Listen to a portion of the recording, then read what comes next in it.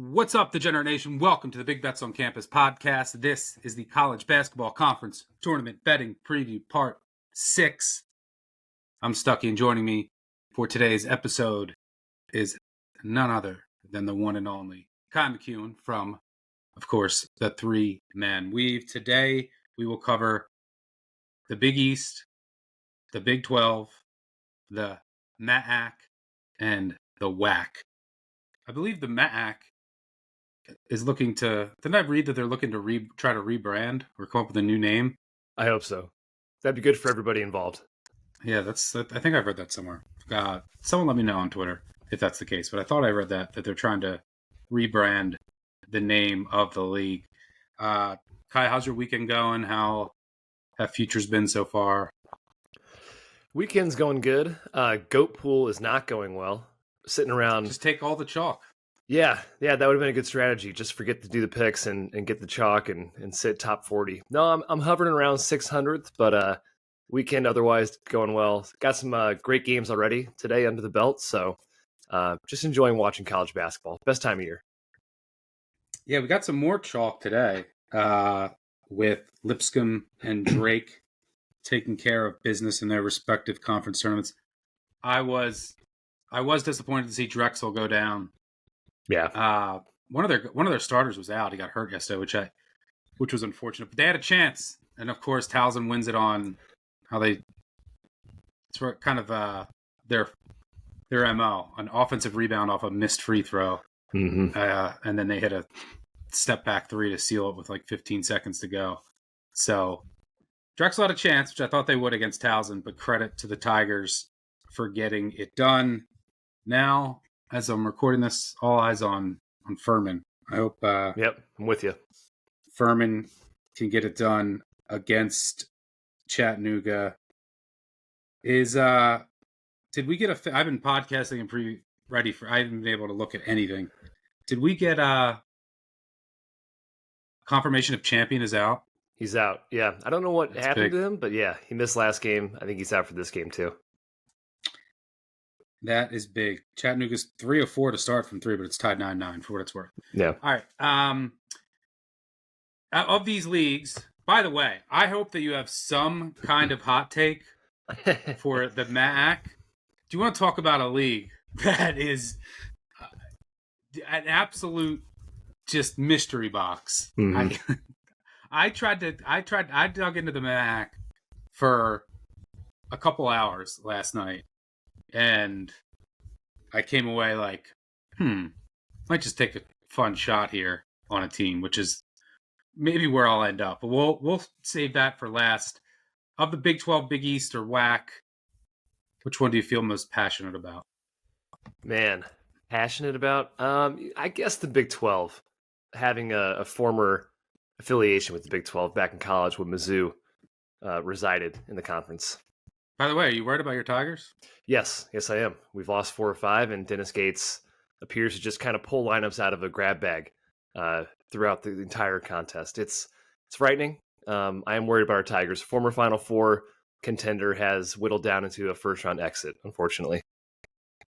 Yeah, we'll see what they can do in the SEC tournament. Jim and I will be previewing that later tonight in Part 7, which should be out a couple hours after this goes out. But in the Big 12, let me pull up. In the Big 12, every team makes it, all 15. And we will kick things off on Tuesday with first-round matchups. Second round is on Wednesday. West Virginia, Iowa State, Baylor, and Kansas get buys to those games. And then the quarterfinals, we have 4 teams that get double buys to Thursday. That's Houston, Texas Tech, Arizona, and BYU. Houston is the favorite. Plus 105. Thought I saw them plus 125, plus 130 maybe last night. Texas Tech plus 390, the second favorite. Iowa State, the third favorite, even though they have to play an extra game at 6-1. Arizona 7-1. Kansas 12-1. BYU 16-1. My first question to you is BYU not getting enough respect at 16-1? You got to go through Iowa State and Houston. I like BYU. They've obviously been great down the stretch. They've won 8 straight. Just beat Iowa State at Iowa State, and they dominated that game, even though it was double overtime. I just don't trust their defense to hold up all the way. And yeah, I prefer, if you ask me my preference between Iowa State and BYU price, honestly, I would say Iowa State, even though they have to win one more game.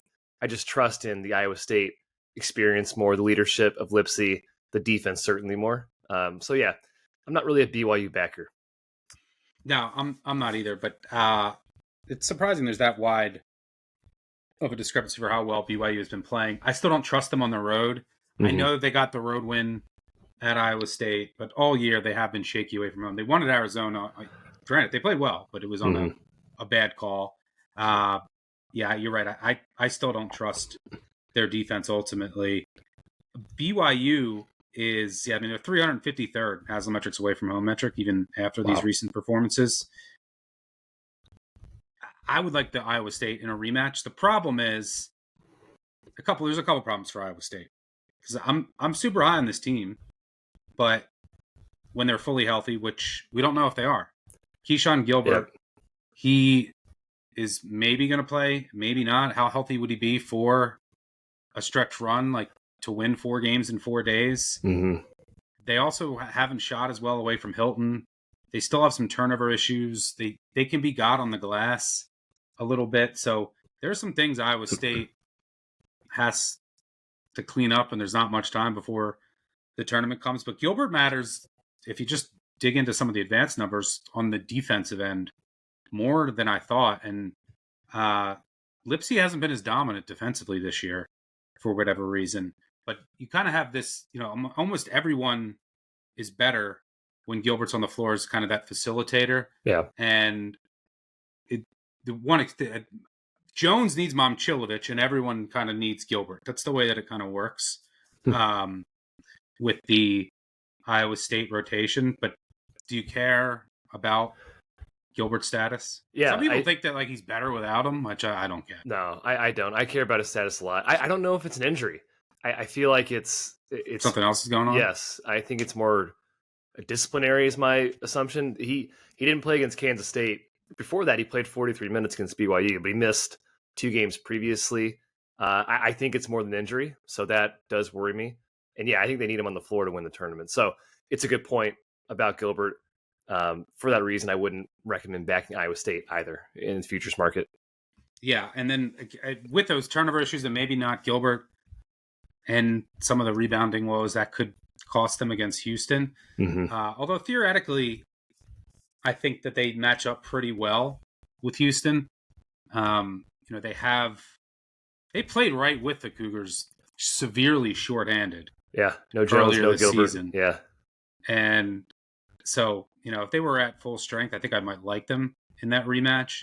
By the way, I think Houston might be better off just getting to the semis and bowing out. They play so hard, and they're always at risk of injury. Everyone's always beat up and bruised under Sampson.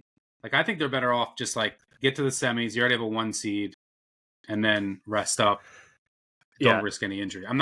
They're going to play to win, but I'm just saying, if I was a Houston fan, I wouldn't be that upset if they lost in the semis. I think you're going to hear that narrative a lot from media members, but that's not Kelvin Sampson at all. He doesn't have that speed. They do that in practice. That's how they practice. Yeah, it's balls to the wall. Even with their history in March of injuries, they're not taking a day off. They will absolutely be trying to win this tournament and playing full strength. Let's just break down the top first. So the first round matchup is TCU Colorado. Colorado has been playing better of late. They can't shoot, but do you really trust Colorado away from home? They're for that's 357th away from home metric, as you would imagine. But they're top 10 near proximity defense. They're good defending at the rim. They're good on the defensive glass, which both those things aren't great for TCU. It basically comes down to turnovers, because that's the biggest issue for Colorado. How many times will they turn it over? I think they just beat TCU kind of destroyed them in the season finale, but they lost at TCU when their turnover rate was like 30%. It was just 20% here. But they had the much better 2-point offense and defense than TCU, and free throw shooting on top of that. Do I trust Colorado away from home is the question. But I mean, Colorado's been, since February 1st, Colorado's been the much better team. And like I said, TCU wants to attack the rim. They want to get offensive rebounds. They can't shoot. So that's tough to do for them against Colorado, but they might be able to force turnovers and get out for some easy buckets. Any feel there? I don't think either one of these teams can make a run.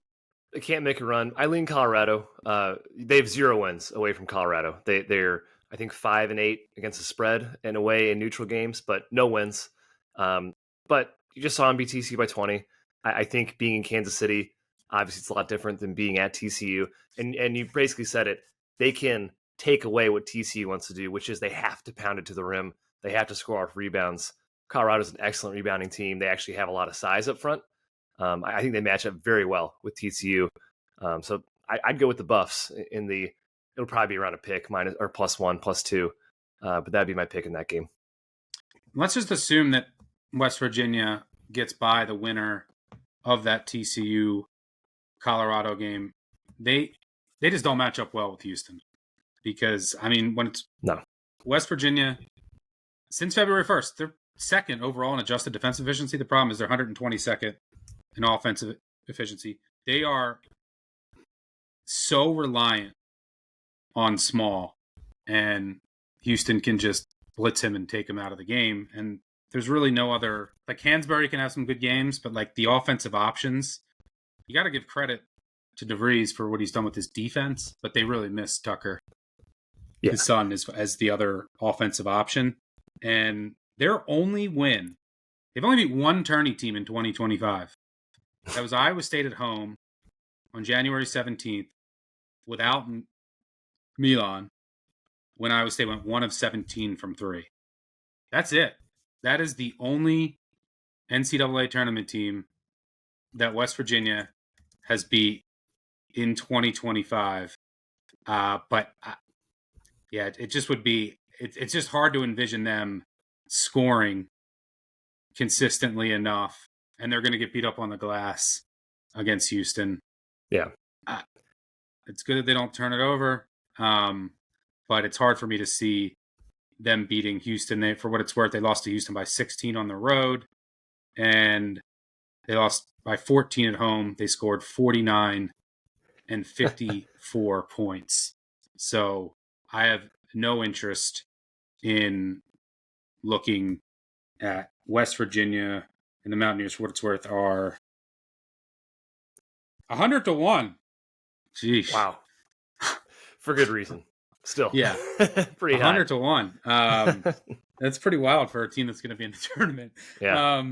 But yeah, I can't see them beating Houston. And just don't trust the offense. Would you agree? Agree. Totally bad matchup. Houston grabbed 48% of their misses in the game 2 against West Virginia. You can't beat Houston playing one-on-one. That's what Small basically does. They do move the ball well, but when it comes down to it, Small has to score. Houston has so much size in the perimeter, and they will not give up second chances, and they will get plenty of second chances on the other end. So a nightmare matchup for West Virginia. I don't think they get by Houston. Yeah, I think it's Houston to the semis. And moving down one, Oklahoma State, Cincinnati. These two teams just played. Cincinnati was kind of in a tough spot. Right, they just basically had their tourney hopes dashed. I think they came out just completely dazed. Oklahoma State has been playing a lot better. They're one of the 15 most improved teams in the country since February 1st. So they've been playing better for sure. They can't really rebound, but they can force turnovers. They can defend at the rim. You have to beat them over the top, which is tough for Cincy. But they also want to get to the line, and they want to get out in transition, which you can't really do against Cincy. And Oklahoma State's half-court offense is horrible. They did somehow go 7 of 9 from 3. So I don't know. In the rubber match, I don't know where Cincy's at mentally, but I don't think it's the worst matchup in the world for Oklahoma State, but I think if Cincy's locked in, they can keep them out of transition, and then it becomes very tough. I might look at an under, to be honest, Nick. Do you have any feel in Cincy Oak State? Yeah, it's going to be very ugly. I'm of two minds. One of my minds, which I'm leaning towards, is this is a reset. It's conference tournament time. Cincinnati knows the only way it can get to the dance if it wins the tournament. This was a team that was projected top 5, top 6 in the Big 12. I absolutely think they have that talent to beat just about any team in the country still. Wes Miller beat himself up in the press conference already, saying how he did a horrible job against Kansas State. His fans should be booing him. That clearly did not send a rallying cry against Oklahoma State the following game. But maybe the conference tournament is a chance for a reset. I do think Cincy will win this game. If the spread, though, is over, say, 5 points or so, I would start leaning towards Oklahoma State. Steve Lutz is a coach I really respect. And I do think Oklahoma State can kind of slow Cincy down what they try to do offensively. Yeah. Yeah, the game went over when they just played because it was going to go under, and this is senior day shenanigans. Oklahoma State called a timeout with like 20 seconds to go, and a walk-on came on. In a normal game, they would have just dribbled it out, but the walk-on was getting cheers and took it to the rim and laid it up, and then Cincy answered with a layup at the bell, and that's what put the game over. So, yeah, I think that one might be ugly. I mean, since the offense is just so inconsistent, like, because it's a lot of like Jizzle James and Day Thomas taking like mid-range jumpers. Yep, my turn, your turn, that sort of thing. Yeah, but the defense is definitely elite. But the offense is it comes and goes.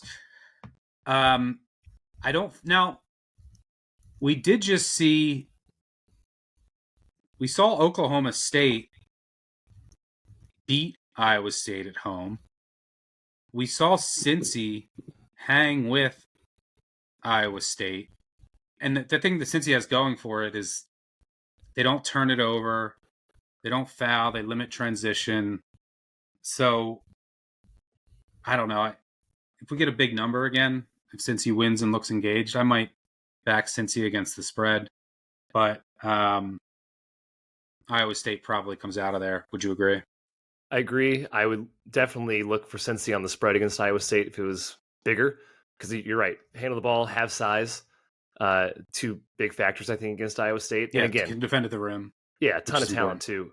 Oklahoma State, though, again, kind of like Colorado, they have 2 wins on true road games this year, 1 on a neutral. The rest is all at home. They don't really do well away from Iva Gallagher Arena anyway, either. So I would definitely stay away from them against Iowa State. Yeah, I think if Iowa State wins, I think they're going to get their revenge on BYU, but there's health questions that with Gilbert, and others have dealt with injuries, so like 4 games in 4 days, does something flare up, kind of just spooks me.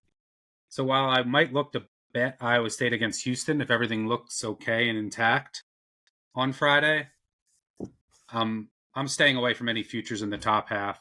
If I was filling it out, I would go Iowa State versus Houston. I don't see any value in Houston at even money, because I think if Houston runs into Iowa State, and Iowa State's fully healthy, they match up well with them. And if, say, Texas Tech meet up with Texas Tech in the final, like that's like Houston -2. Mm-hmm. And like I have Texas Tech like right there. I have Texas Tech right now, the 5th best team in the country, power ratings wise. They're close to it. Yeah, they've been awesome. So and you got to remember with Texas, a lot of their advanced metrics, they weren't healthy all year. Like they've had stretches where they've had, and they played Houston, for example, with Toppin got ejected, and then they were missing 2 starters the next time they played Houston. I think they match up really well with Houston because of their shooters and the fact that they can take care of the ball, compete on the defensive glass, but you have to be able to move the ball, and you have to be able to hit shots over the top against Houston, and Texas Tech has that in spades. So, yeah, I think, well, let's go to the bottom half. So that's your semis, Houston versus Iowa State, if you were filling this out? Yeah, absolutely. Yep. All right, bottom half. Texas Tech is the 2. They'll get the winner of Baylor versus Kansas State or Arizona State. Arizona State is a shell of itself. There's no Freeman. Hurley said Quaitman probably won't play, and maybe no Adam Miller. The offense is still okay. Like they can still shoot. They don't turn it over, but the defense falls off a cliff without those 3. I mean, you have Saddam Mason, Ollie Phillips, Best. None of those guys can play. If you look at their advanced metrics on defense, it's really, really bad. The question is, when they play Kansas State, who is Kansas State? The weirdest team in the country. They had like a 6-game stretch where they were the best they were like looking like the best team in the country. Now they came crashing back down to earth. If you look at some of their numbers, they haven't been able to make a 3 since February 1st, but nobody else has been able to make a 3 against them. They're shooting 29.7% from 3. Opponents are shooting 26% from 3. Part of the problem, I think, Hawkins missed 3 games, and he's playing with a fractured tibia. He's clearly not fully healthy, and he said he won't be fully healthy for 2 more weeks. Max Jones can't hit a shot anymore. He's 6 for his last 34. Housen, 8 of his last 28. And then Doug McDaniel is just always so inconsistent. He was torn during that stretch, but now it hasn't been too hot. Kansas State gets to, a little home court advantage in a sense with the location. Do you trust them? Who is this Kansas State team? At their peak, we've seen them beat some of the top teams in the country. Is there any way they could put together a run here? I mean, if you look at the draw, it's a beat up Arizona State team. For what it's worth, Kansas State's 200-1. Baylor, they're 361st in away from home metric. They're not the same team away from home. They're not the same team without Ojongwuna. Their offense is worse. Their defense is worse. Their rebounding is worse. Still have some talent. Edgecombe is awesome. But, Baylor is beatable for sure. If you win that game, you'd get the Texas Tech. It's a tough, and then it's a brutal march to win 5 games in 5 days. But can this Kansas State team make any noise, or are they just dead and buried? Maybe. I like them a lot better than Arizona State in the first game. Yeah, because you mentioned Arizona State has 6 scholarship guys they can play. And then one of those guys is Trevor Best, who's a reclass who wasn't supposed to play this year. And then Bobby Hurley Jr. I don't know why he's not called Bobby Hurley the third, but he's been playing minutes for them, which is not good. So I think they get past Arizona State. Against Baylor, they could. Again, this team was kind of like Cincy, expected to be pretty darn good this season, expected to be a tournament team. They just did not click. Chemistry was poor. Jerome Tang obviously was at Baylor. Maybe that gives him some sort of edge in mind to Scott Drew, or look inside Scott Drew's mind. But I don't see them getting past Texas Tech at all. Yeah, and they don't have great depth, and no.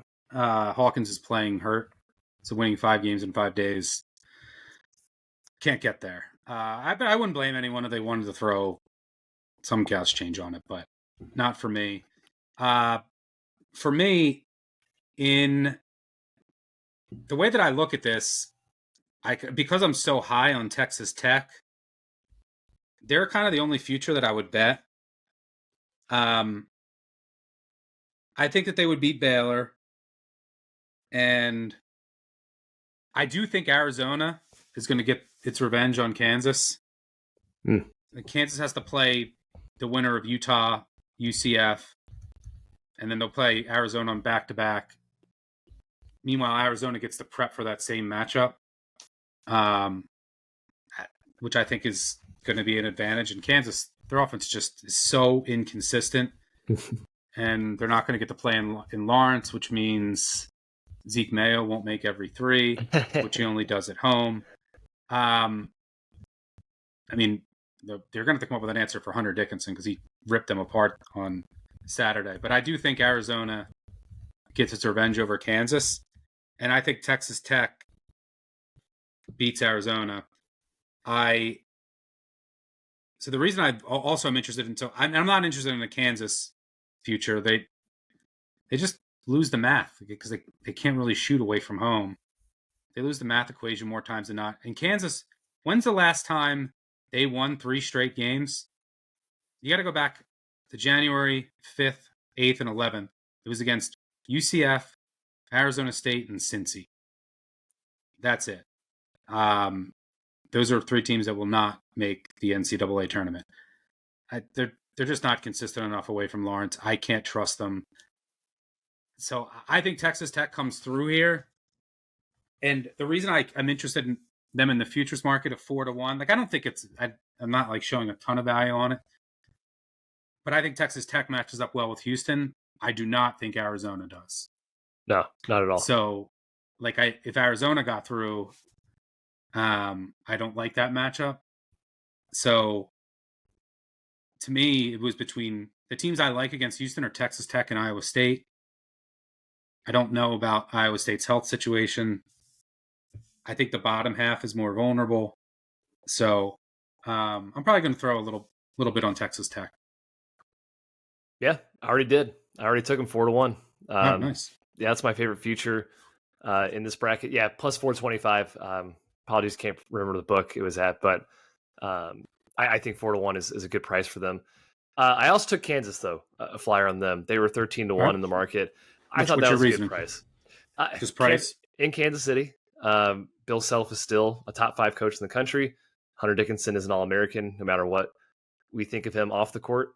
And I think they can beat Arizona. We just saw them do it.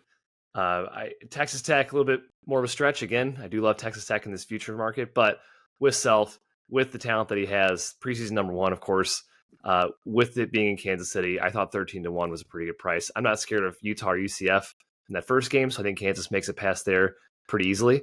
And again, I think they can beat Arizona again. Utah UCF is an interesting game. Can I actually bet Utah away from home?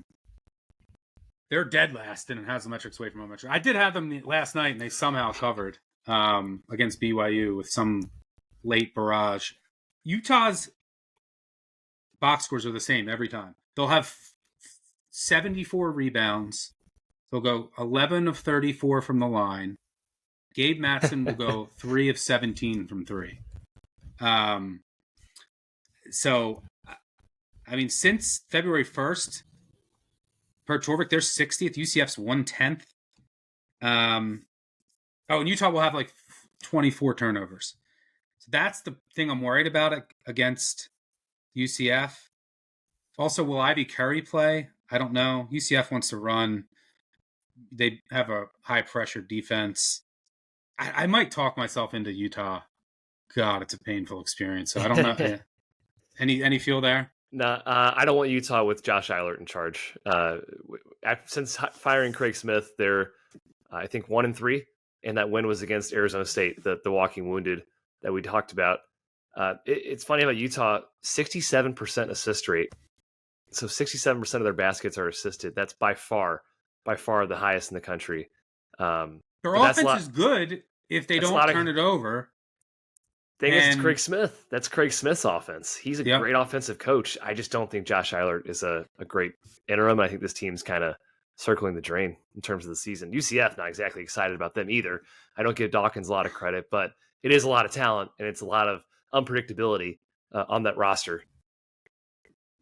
Yeah, the other problem with Utah is like if they don't turn it over, then they usually like get a good look. They'll score. They get tons of rebounds. But then anyone who goes to the line, besides Madsen, is probably going to miss. And then you have Lovering goes to the line all the time. He's 39%.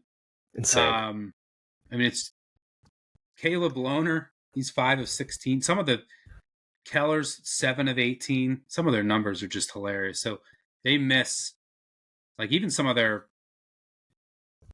guards. Man, I mean, it's bad. Only Madsen is reliable. So, yeah, their free throw shooting is so bad. It's just so killer for them because they get to the line all the time. They're shooting 64% from the line on the year. Oof. So my prediction, Texas Tech wins it and beats Houston. I'm going chalk with the 2 seed winning. That's my exact prediction, Stuckey. Texas Wow. Tech over Houston. Yep. All right. Well, there's no way that we have the same prediction for this league. So let's go. We'll go to a quicker one here. And let's go to the MAAC.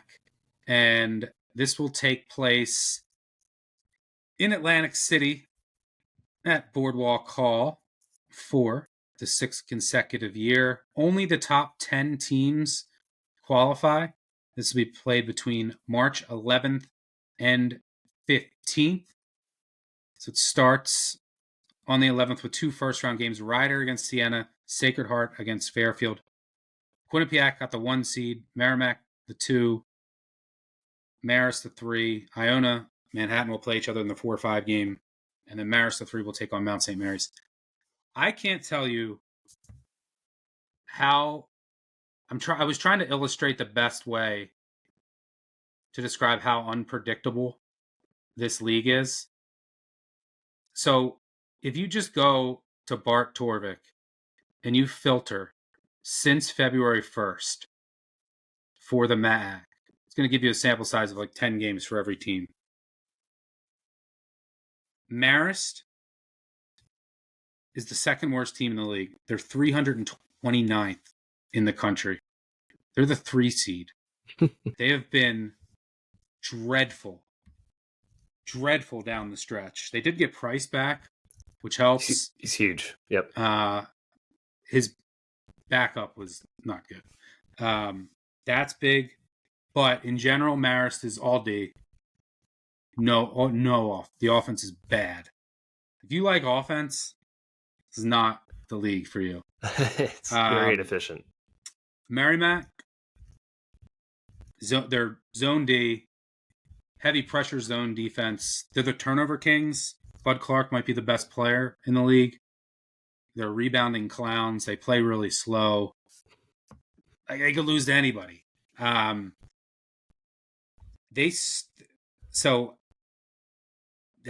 I trust them? I guess we should talk about prices here. Let me pull them up. But over that span, I'll finish my thought and then I'll get your thoughts on this league.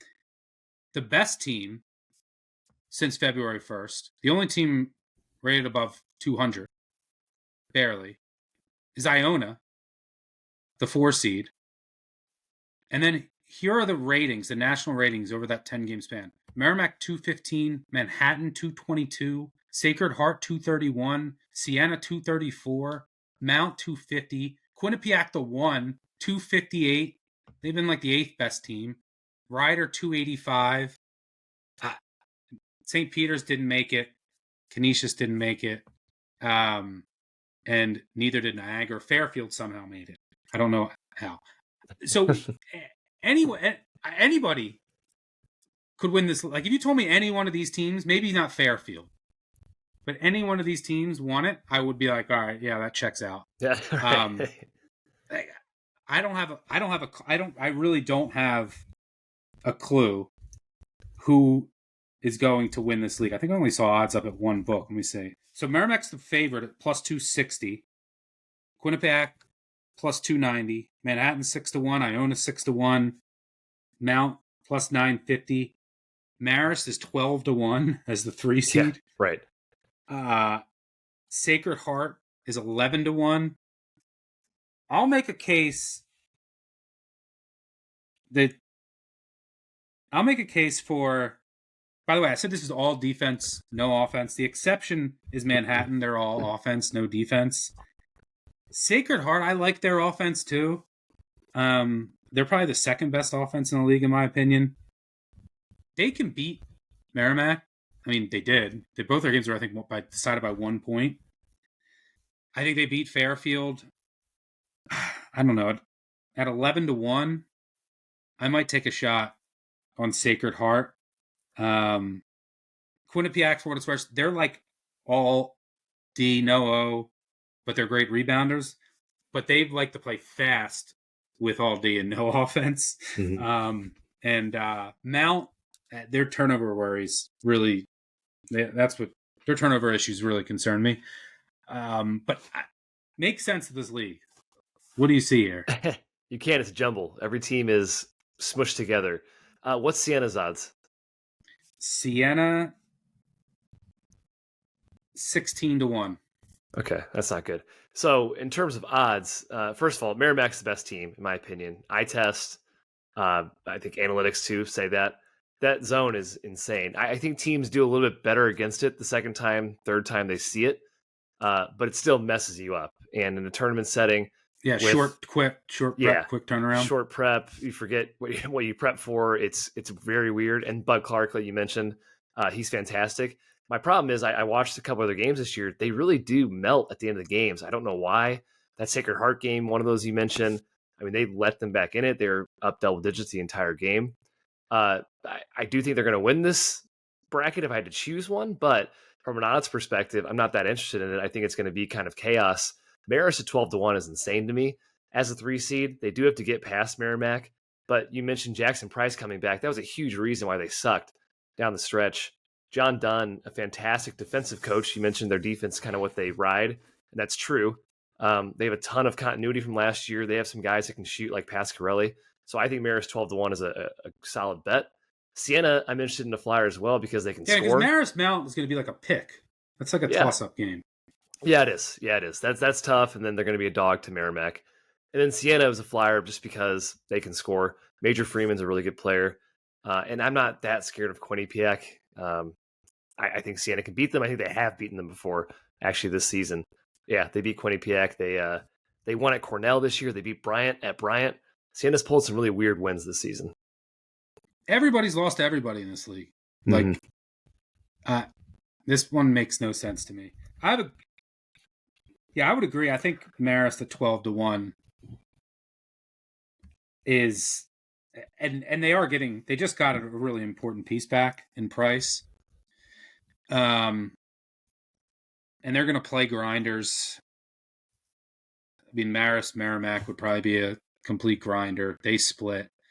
Marist did just lose to Mount, but did Marist just lose to Mount? I get so confused. They did. They did just lose to Mount. Yeah, I think that was their only matchup. No, they split. Everyone splits. Yeah, that's just what happens in this league. So I don't know if you're. I wish I had a really strong conviction, but these teams are all so close to each other, in my opinion. I don't know. Take a shot if you like. Take a shot. Pick a mascot color that you like. There's just not a lot separating these teams. So I think Sacred Heart can get it done. So I'm rolling with them. But I would agree. I think Marist at that price level is not a bad bet. All right, let's move on to the Big East. This obviously will take place in Madison Square Garden. First round on Wednesday, championship on Saturday. The first round games, Providence, Butler, Georgetown, DePaul, Villanova, Seton Hall. The teams that get a bye, St. John's the 1 seed, Creighton the 2, UConn the 3, and then Xavier Marquette the 4-5. St. John's the favorite at plus 140. Creighton around 4-1, Connecticut plus 450. Marquette 6-1, Xavier 10-1, Villanova 12-1, and then you're getting into all the long shots starting at 100-1 or longer. We'll start just in the first round. Of the teams, like Seton Hall, no, can't make a run. DePaul, no, can't make a run. Georgetown, no, not without Sorbet. Butler, Providence, no. Providence, too many injuries this year. Butler, they don't have the defense. Now, what's interesting, though, is Providence and Butler both, like, Butler can match up decently well with St. John's because they can hit outside shots and they're good on the defensive glass. And Providence, for whatever reason, like, played St. John's super close both times. Yeah, twice. Yeah. Bizarre. Now, one of those games, Abdur Rahim hit like 9 threes, and he's no longer healthy. But they did play St. John's close twice, and Butler does some things that can give St. John's issues the same way that Villanova can. Just has shooters spread you out good on the defensive glass. I would imagine St. John's does get through that game. But in the first rounds, any of those matchups intrigue you or teams that could make some noise? Boy, yeah, not really. Yeah. Out of the 5 or 6 or whatever, Villanova, Eric Dixon is arguably the best player in this league. He's incredible. He's a one-man wrecking machine offensively. Problem is, I don't think Villanova has the depth or, frankly, the coaching to make it through 4 games in 4 days. So I don't think any of these teams are coming out. Maybe the semis for Villanova. Maybe if they get past UConn. Maybe. But otherwise, I'm not interested in any of those teams. Yeah, the good thing for Villanova is they play slow, and they're a 3-point variance team. Like, because they're very compact. They go under screens, and then they're gonna obviously shoot a lot of threes. And they play slow, and playing slow is what you want for a team that needs to win 4 games in 4 days. So they kind of profile as a bigger dog, but you mentioned the coaching, the depth. I think I need a better price than 12-1 to get there. Although I do think that they could beat UConn. They had UConn beat basically in stores. And they basically beat Creighton. All right. I mean, the problem is if you look at Villanova, a lot of their big wins, because they've beat a lot of these top teams, but they all come at home. And they shoot 42% from 3 at home, 35 away from home. It's a major difference for them. Villanova would be the only one I would even consider just because of their profile and their 3-point upside. Let's move up to the top of the bracket, though. St. John's plus 140. I don't see any value in that number. To me, they do get to play in the Garden, which is definitely an advantage. Xavier Marquette is interesting. Xavier is 10-1. Marquette is 6-1. I feel like these teams are flipped in what people think they are. I mean, if you go back, just go back to, for what it's worth, since February 1st, Xavier's been the best team in the league. Better than St. John's for Torvik. Since January 1st, much better than Marquette. Their defense has been much better over the past 2 months. Marquette's last good win was January 3rd against a good tournament team. And it's also worth noting that overtime game, Cam Jones got a little banged up. Ross got a little banged up. I don't know if there's going to be any lingering issues, but they're so reliant on Jones, like to win 3 games in 3 days. I just don't trust them. By the way, they don't really match up well with St. John's. We've seen that. And that was a shorthanded St. John's team that was like kind of playing some depth guys, and they still couldn't get it done at home. I don't know. I mean, is Xavier not getting enough respect here? They had St. John's on the ropes, on the road, and they've been very good the second time around against teams this year under Miller. Xavier at 6, Marquette at 6-1, no thanks. No. Xavier at 10-1 intrigues me a bit. Yeah, very intriguing. I agree. St. John's, great team, not invincible. Lost to Nova, OT, Marquette, Xavier. So 7 games they've won in the Big East this year by 6 points or less, plus 2 more in overtime. Teams are playing them close. They're coming out ahead, but that offense can really stagnate, especially if you take care of the glass. Hard to do against St. John's, but if you do, they're absolutely beatable. Settle for mid-range. That's kind of Kadari Richmond's thing. RJ Lewis, just foul merchant, takes the ball to the basket as hard as he can. And yeah, Xavier's been awesome. 7 straight wins. They need to beat Marquette. If they don't beat Marquette, they're probably not in the NCAA tournament. If they beat Marquette, high chance they're in the NCAA tournament. It's a second Q1 win for them. And that's kind of what's lacking on their resume right now. So I think Xavier 10-1 is the best bet on this side of the bracket. I'd probably call them tied with, spoiler alert, UConn at 5-1. Kind of the two I like the best in this tournament setting. But Xavier, absolutely a dark horse to win this league. Yeah, Xavier's they're also just so erratic and frenetic, the way that they play, which I kind of like. Now they don't have a ton of depth, and they're good on the defensive glass, which is important against St. John's. And they have ball handlers. Now they can't really defend at the rim. Their depth concerns me a little bit for making this run, but I feel like right now Xavier is the better team than Marquette, and that's shown for 2 straight months. And you're getting 10-1 instead of 6-1.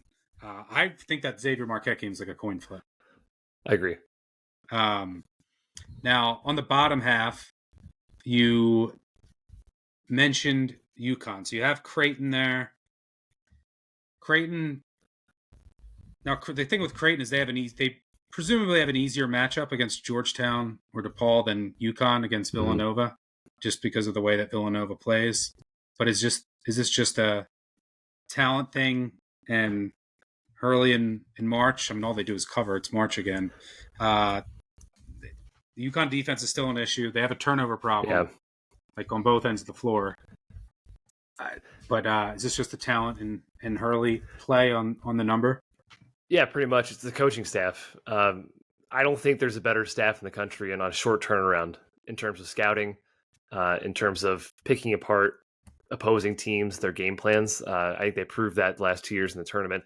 The last 2 teams were much more talented and NBA level players, at least ready not right now.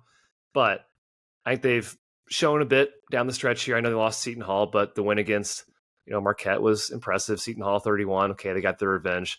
I think they're just as good as talent-wise any team in this league. And with the coaching staff, I think that puts them over the edge. So at 5-1, I think they can beat Creighton. And I think they can give St. John's or Xavier, if Xavier upsets St. John's, a good game in the finals. Okay, my official pick. So if you're filling this out or for a contest, which we are in, who are you going to pick? I think I'm going to pick Xavier. Yeah, I wish they were the 5. Get a little more points in the GOAT pool. Yeah, true.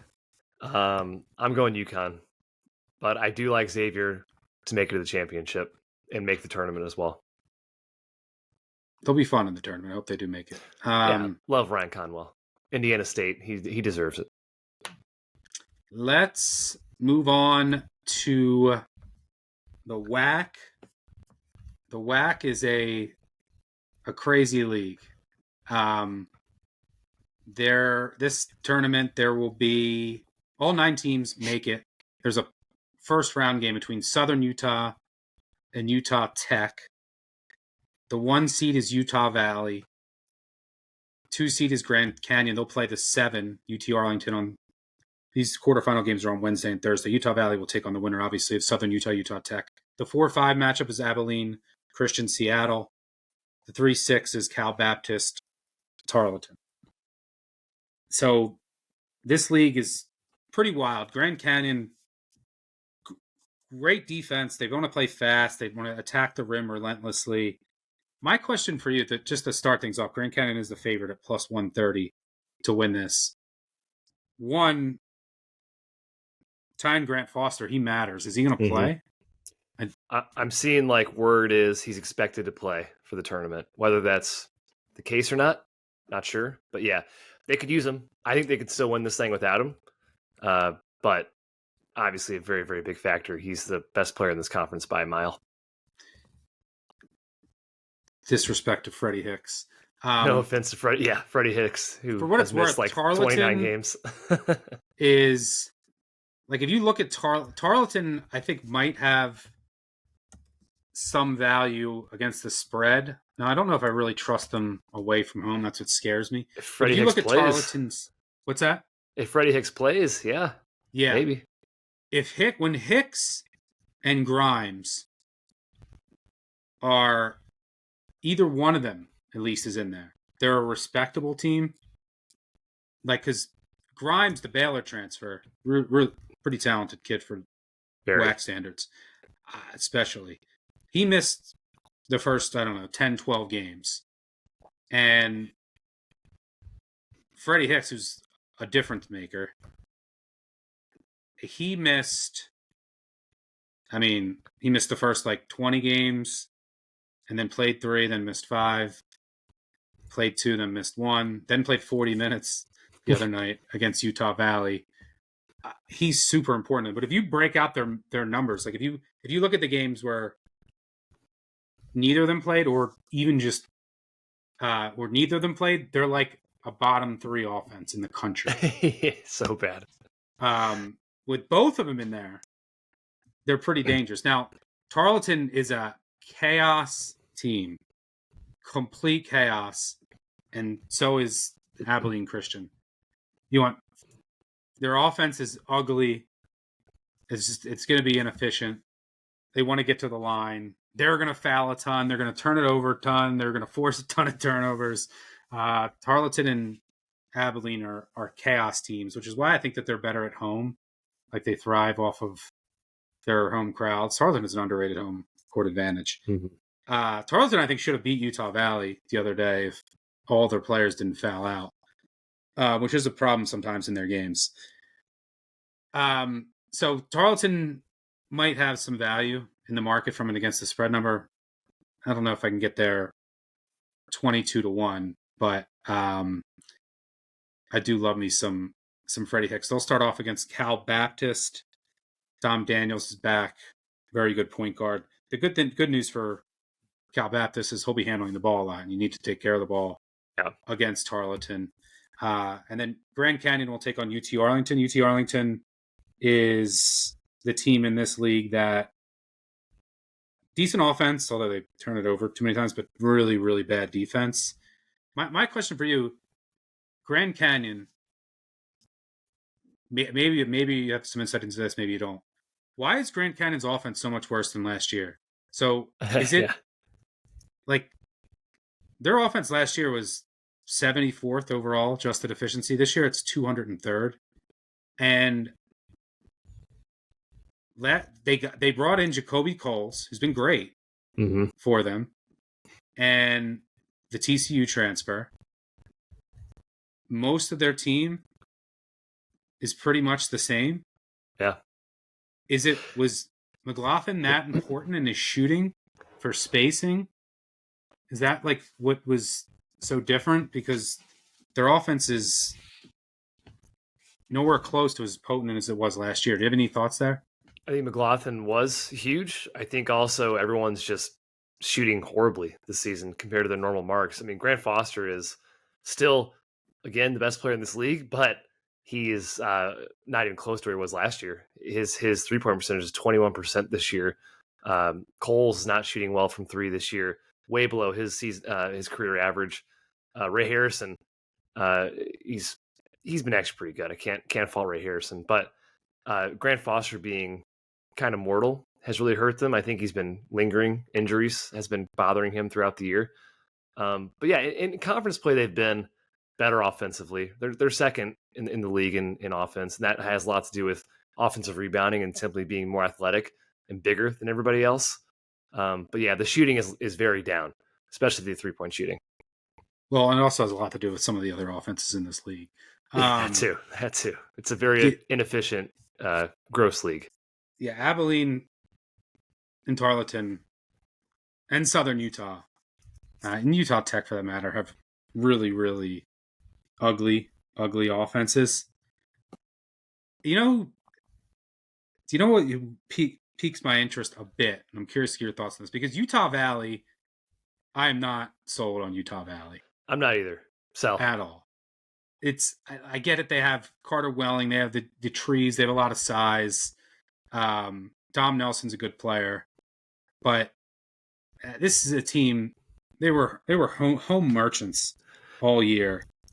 340th away from home.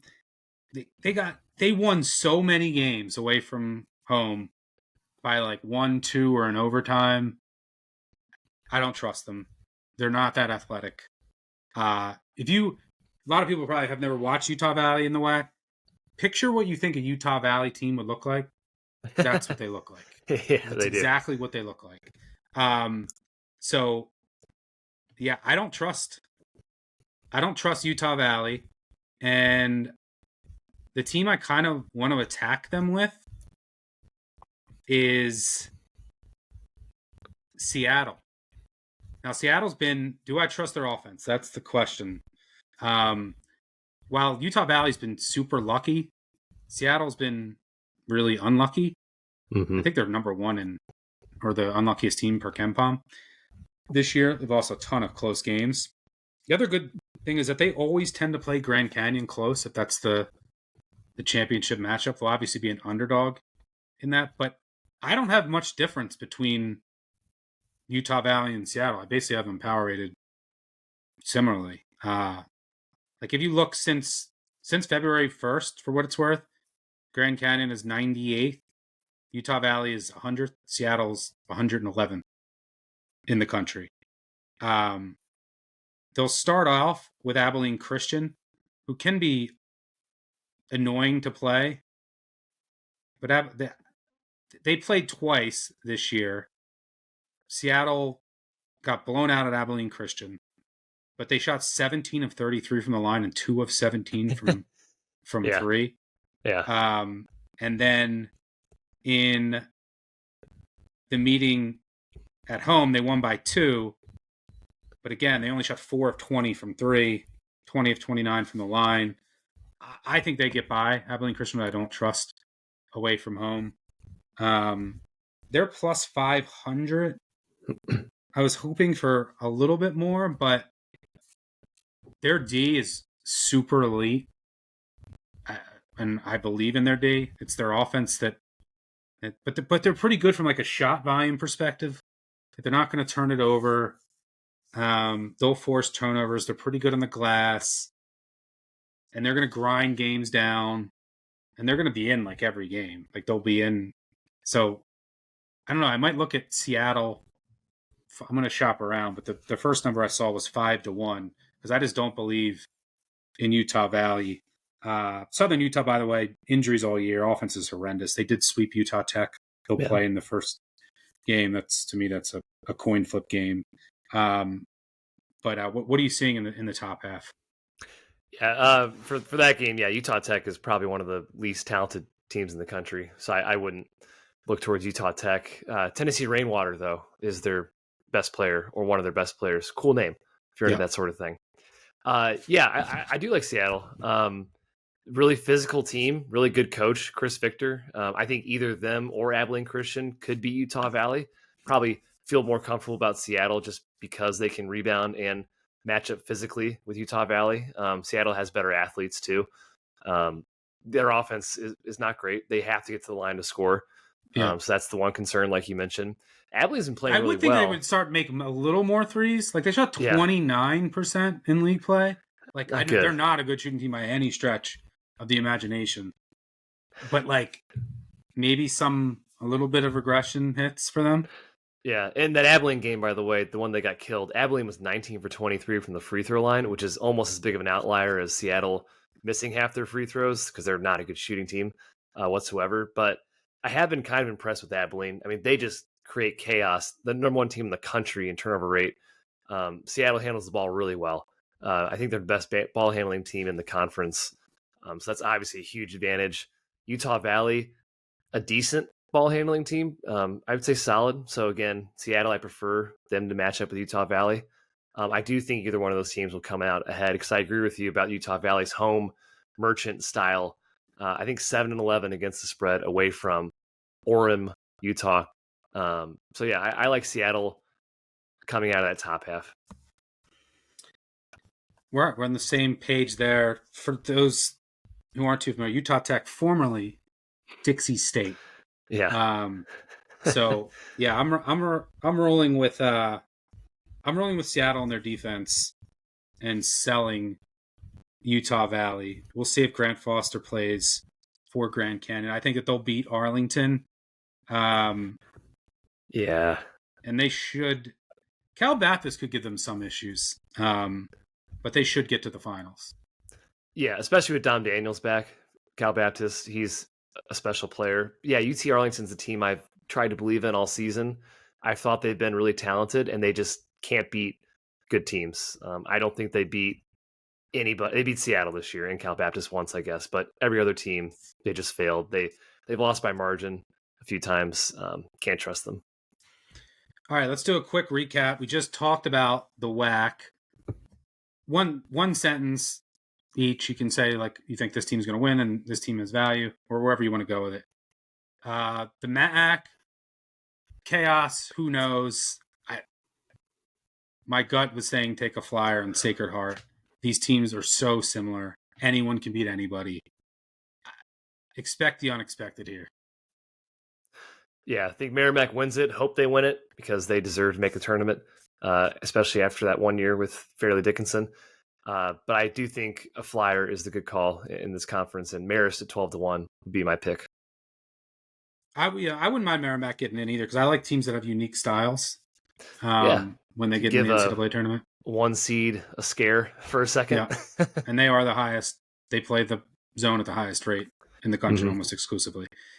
Big 12, I think we're in lockstep. Texas Tech is the future to play here, and you also like a little something on Kansas. Our prediction is Texas Tech over Houston. And then in the Big East, you like a little on UConn, and then we both agree that Xavier is worth a look. Agreed. Yep. All right. Good stuff. That'll do it for us. Jim and I are coming up later tonight. We will be doing the SEC. The SEC was like every single team in that. How many teams? The SEC is going to get 14 teams in. I guess Texas is probably out now. Yeah. It's insane 12, how many. It's crazy. How many bubble teams keep winning? They usually lose. Yeah. It's really hard here to pick the bracket. So I think Drake was out. I kept telling people this. Everyone kept saying Drake was in if they lost.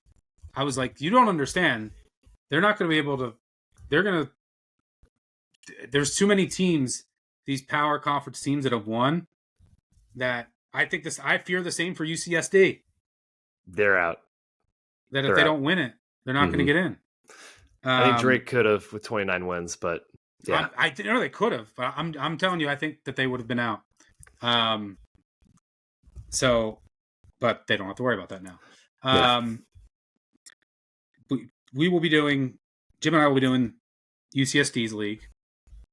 That's what I call it now. Conference USA, the A10, and then the SEC. But thanks to Kai for joining me. By the way, Elite 8 Saturday. I know you'll be there in Chicago. Put a link in the description. RSVP, it's free. We'll have a preview, live preview for the Elite 8 games that day. Drinks, watch the games, sweat together. Hope to see some of you guys there if you're in the Chicago area. But thanks to our producer on the back end. Thanks most importantly to all of you for tuning in. Make sure you subscribe, tell a friend, tell an enemy. Do a 5-star review, really helps us out. Enjoy the madness. Let's cash some futures. Enjoy whatever the MAAC is going to be. If there was ever a league where like a team that's every year there's a team that's like 8 or like 12 and 18 that gets in, that would be the MAAC this year. So enjoy the craziness. This is the best betting week of the year. Catch y'all for part 7 with Jim and I next. Cheers.